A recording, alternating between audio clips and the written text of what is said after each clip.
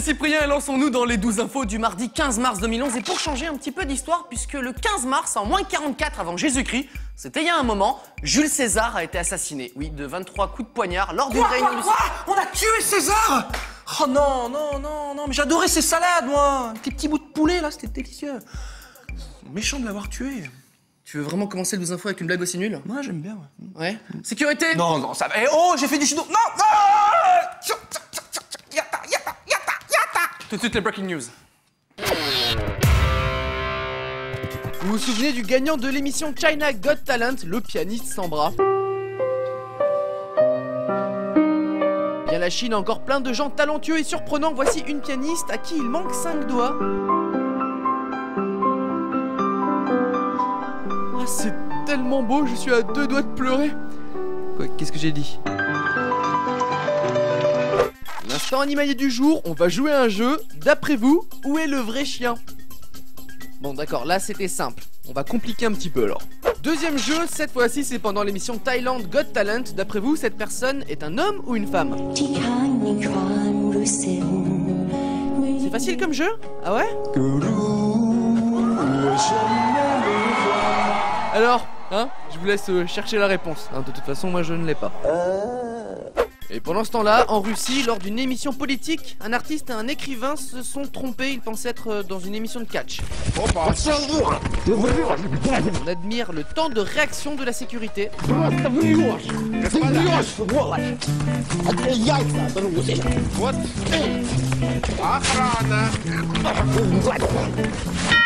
15 secondes. Personne n'a bougé d'un centimètre. Elle me plaît bien cette émission. L'homme courageux du jour, il est turc et lorsque son camion d'essence prend feu dans une station et que tout le monde prend la fuite, lui monte dans son camion pour le déplacer dans un lieu sûr. Quel courage! Bon, le problème c'est qu'il a cramé toutes les voitures sur son passage à cause de l'essence qui a coulé. Courageux, mais un peu con. Les policiers lors du carnaval au Brésil sont bien embêtés pour contrôler les voitures mal stationnées. Ah bah non, c'était pas une voiture. Oh là là, vivement que le carnaval soit terminé, hein, parce que je sais plus où donner de la tête. Hein. Et enfin, vite, c'est l'heure des cours, le moment pour ingurgiter tant de connaissances. Et son bureau aussi, hein, c'est bon. Après les semaines d'investigation, nous avons enfin trouvé le plus gros radin de France. Il est artisan dans le Tarn et il avait égaré une pochette contenant plus de 9000 € en billets et en chèques. Heureusement pour lui, 3 ouvriers trouvent la pochette par terre et sans même penser à se partager le butin, ils remontent jusqu'à notre artisan pour lui rendre l'argent. Ça, c'est sympa.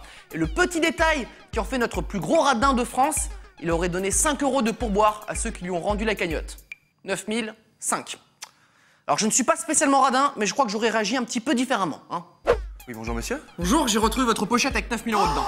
Ma pochette, je pensais jamais la retrouver. Elle est là. Oh, vous êtes sympa. Un instant, je dois avoir un petit quelque chose là. Voilà, j'ai 5 € en pièces jaunes, je vous remercie beaucoup, hein. C'est sympa. Mon argent. Eh, c'est bizarre, ma main, elle veut pas s'ouvrir. C'est comme même bizarre, hein. Allez. Ça reste collé, c'est fou, hein. Allez.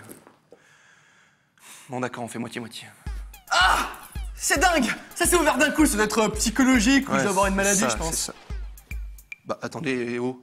Ah oui, parce que j'ai déjà fait moitié-moitié. Et ça, je prends aussi, hein. Merci. Poursuivons avec un petit peu de culture. On va parler de littérature et plus particulièrement du livre qui a dépassé les ventes de Harry Potter ou du Da Vinci Code aux États-Unis. C'est bien évidemment ce à quoi pensent les hommes en dehors du sexe, qui a surtout la particularité d'être un livre complètement vide. 200 pages blanches. Hein. C'est une sorte de blague qui a rendu son inventeur riche, en fait. Voilà, vive la littérature en 2011. Et puis, est-ce que c'est vraiment un livre s'il n'y a rien d'écrit dedans? Parce que si c'est le cas, on va plus trop se fouler maintenant, hein. Son introspection, le mythe en danger, ouais, ça c'est bien. Tu fais quoi? Bah écoute, je suis en train d'écrire mon bouquin là, et comme tu me vois, il me reste quand même pas mal de boulot. Hein. Ouais. Et toi, t'as commencé le tien en fait? Oh merde, heureusement que t'es là, toi. On se fait un baby? T'as fait quoi là? Là, je viens d'écrire mon bouquin.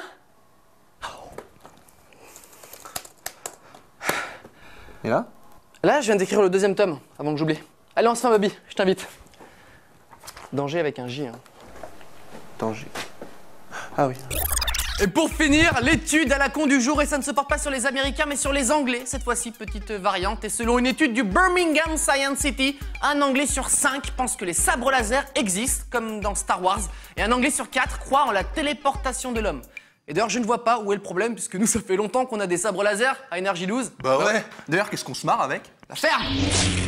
Voilà, ça c'était pour la blague nulle de tout à l'heure. Voilà. Bah, franchement, t'es pas sympa. Hein. Bah pour la peine, je me téléporte, tiens. Machin, t'as oublié ta tête. Hein. Bon, ça va, hein, ça va. Où est ma tête? Allô? 1, 2, test. Je l'entends. Hein. Elle est là. Ah. Non, froid, chaud. Voilà, plus par là. Vas-y. Attends, chut, attends, je l'entends plus. Ah, c'est bon. Le 12 infos est terminé pour aujourd'hui. Justement, en parlant de sabre laser, il y en a qui devraient s'entraîner un petit peu. Hein. Débutant. Allez, à demain.